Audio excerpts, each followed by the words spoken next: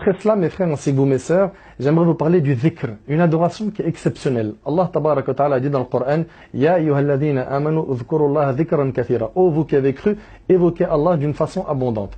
Donc l'évocation, ça consiste à prononcer les formules suivantes. Subhanallah, Alhamdulillah, La ilaha illallah, Allahu Akbar. Celui par exemple qui dit Subhanallah 100 fois, il gagne 1000 bonnes actions, il gagne 1000 bonnes actions ou il perd 1000 péchés, comme l'a dit le prophète dans le hadith de Sa'ad.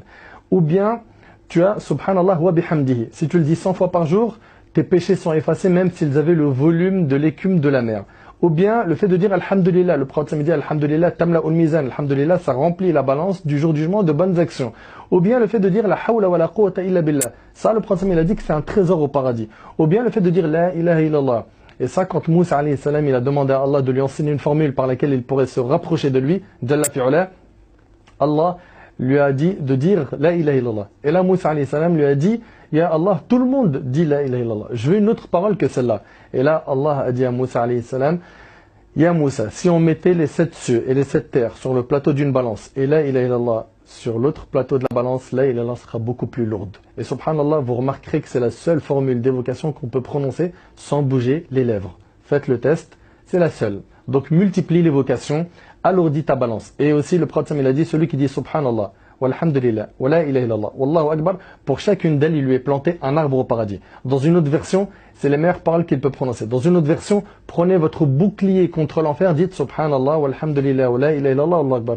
Donc énormément de hasanat à gagner facilement. Subhanallah il-azim wa bihamdihi, c'est un palmier au paradis. Dire qul huwallahu ahad 10 fois, c'est bien sûr la sourate complète, un palais au paradis. Donc tu peux construire beaucoup avec l'évocation, encore faut-il être motivé. Ensuite, après avoir parlé de l'évocation en résumé, lire le Coran. Chaque lettre que tu lis, mon frère ainsi que toi, ma soeur, c'est 10 bonnes actions. Chaque lettre, c'est-à-dire Alif, Lam, Mim, c'est 30 bonnes actions. Bismillah ar-Rahman ar-Rahim, c'est 19 lettres, 190 bonnes actions. Une page, on parle en centaines et milliers de bonnes actions. Ne sois pas donc avare envers ta propre âme et multiplier la lecture de Coran. Et le minimum vital, c'est de lire une page par jour. C'est le minimum. Le minimum, c'est que tu lises 1 ou 2 pages par jour.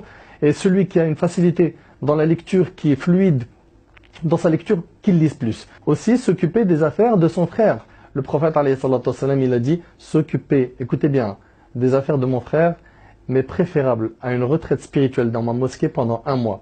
Et dans ce hadith-là, d'Ibn Omar qui est rapporté par Tabarani, au début du hadith, le prophète me dit, les personnes les plus aimées d'Allah sont celles qui sont le plus utiles aux autres. Sois utile. Regarde là où est-ce que tu as été placé et sois utile.